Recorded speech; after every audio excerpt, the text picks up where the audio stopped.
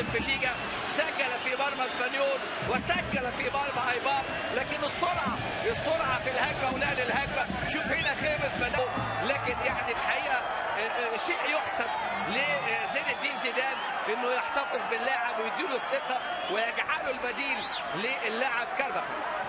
وركنيه لصالح ريال مدريد، وادي كره راسيه هنا ومتابعه وعلى خط المرمى. الهدف موراتا يسجل في الدقيقه 18. فريق نادي ريال مدريد يجد الطريق سهلا مميزه، يضع ريال مدريد في مقدمه. ادي راسيه من جانب ناتشو الحقيقه المجتهد، وادي امامنا هنا. شوف يا سلام يا سلام على ناتشو. بقول لحضراتكم اللاعبين اللي لافتين الانظار الحقيقه بالتزامهم وانضباطهم وروحهم العاليه، وكيف يكون متسلل. اعطى الثقه، وامامنا هنا انطلاقه من جانب اللاعب كوفاتشيتش، انطلاقه من الكرواتي كوفاتشيتش، هدف قادم، هدف جديد، ويسجل موراتا. يا سلام على التمريره.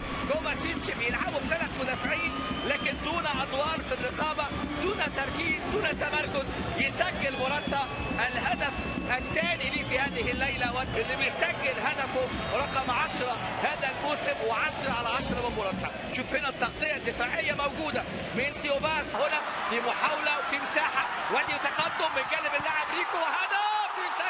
يسجل هنا في هذه اللحظات جابرييل بيريز، هدفه الرابع، هدف لبيريز. تبقى النتيجه 3-1 لجالس. كره اتلعبت حلوه قوي من دييجو ريكو، وهدف ياتي هنا في الدقيقه 32 عن طريق جابرييل بيريز. هدفه الرابع هذا الموسم، سجل في البارسا، سجل في السابقه. ودي امامنا ركنيه خطيره راسيه، لوسيانو. هي كرة القدم، العودة من بعيد.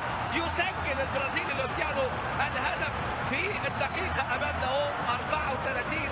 بتصبح النتيجة 2 لجالس 3 ريال. جاب هدفه الثالث هذا الموسم، ادي راسية وهاتريك موراتا في الدقيقة الثالثة. كرة من خامس على رأس موراتا، وموراتا البارو موراتا ضعها باقتدار، وتبقى النتيجة 4-2. موراتا في الدقيقة الثالثة. شوف هنا أسير